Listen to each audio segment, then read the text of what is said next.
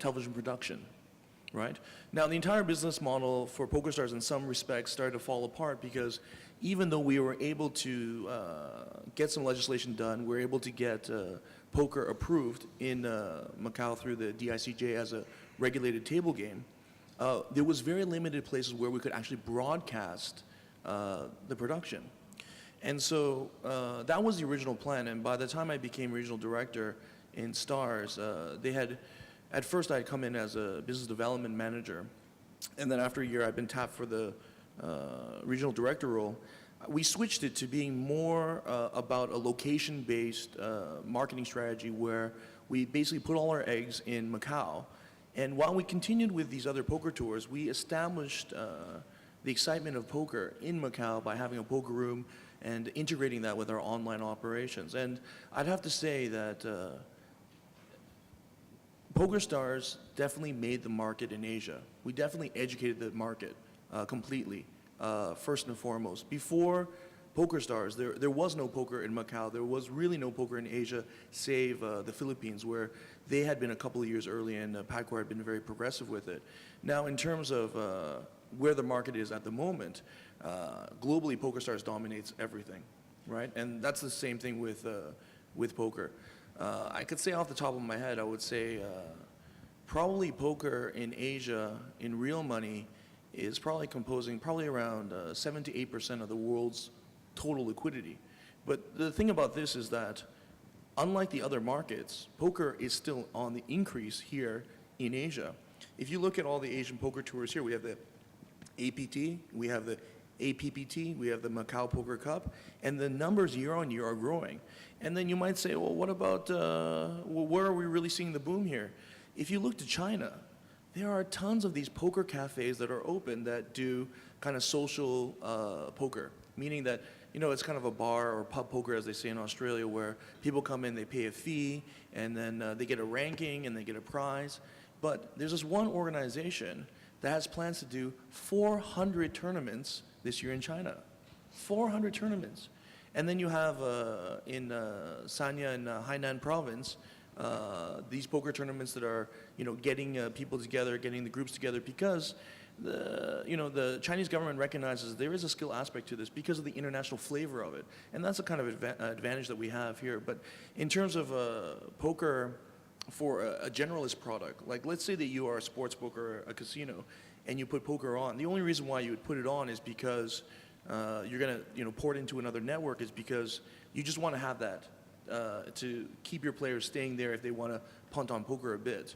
But you'll see year on year, the major sports books around the world, their poker revenues keep declining and declining and declining. The reason why is because you have poker as a kind of just an add-on product for the sports book and casinos against these mega, standalone sites like PokerStars or even 888 or to some degree Party Poker, bwin.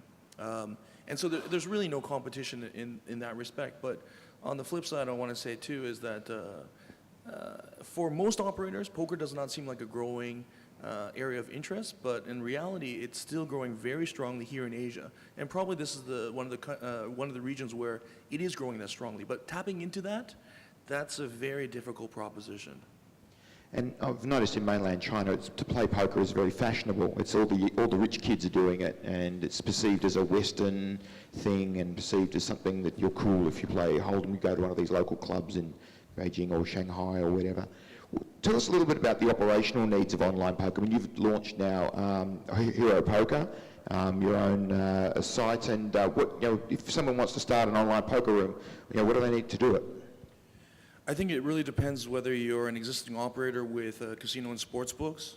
Basically, if you're in that case, what you want to do is you want to pick the network that is the most stable. Okay, there's the Playtech network, there's the Microgaming network, there's some smaller networks. But picking a smaller network, it's just absolutely useless. It's absolutely useless. The numbers of the poker is so different than casino gaming. It's extremely different than sports betting and so on and so forth. I mean, even the target market that you're looking at. In sportsbook and in casino, you want to retain the player as long as you can for them to make those regular bets. Whereas in online poker, you want to retain the player as long as you can, but you also want them to have a high volume of transactions, right? It doesn't really matter how much the deposit is per se, or what the limit they play at, okay? What matters is that you have as many players playing at the same time because you get the transactional effect. The other thing is that poker is much like a telco or Facebook. It's a network effect business, meaning that the more liquidity there is, the more efficient you are to using the money that's deposited. I won't get too much more into it, but basically, if you simply want the product, a poker product, in order to just have it there for retention purposes, definitely, the best network you can get on. Now, if you want to launch your own website, and that's been done in Asia. So when PokerStars had come into the market, a lot of major sports bookies and junkie groups said, hey, let's do poker too, from Taiwan to China, Hong Kong, Macau, right? Of course, as my job as regional director at the time was to crush them. But it's not to say that I actually did, because they didn't understand the fact that it was a network model effect. It didn't matter if you have a database of 20 million people who deposit $10,000 each. The game of poker, it requires a very, very specific skill set.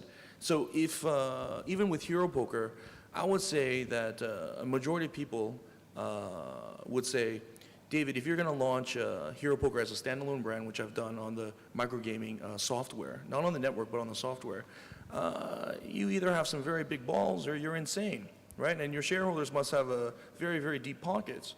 And to that, I really reply, it is like us going against Facebook as a new social media model. But I would say if you're really focused on the marketing and understanding how to retain players and maintain the transactional volume, then you have a chance. But if those, those vocabularies is not really, how you're approaching it, you're looking at the size of the bet or whatnot, you're already dead in the water. But just to end it off, I think a really practical point is, if you do have a poker offering, make sure you have someone who knows poker inside and out, truly understands the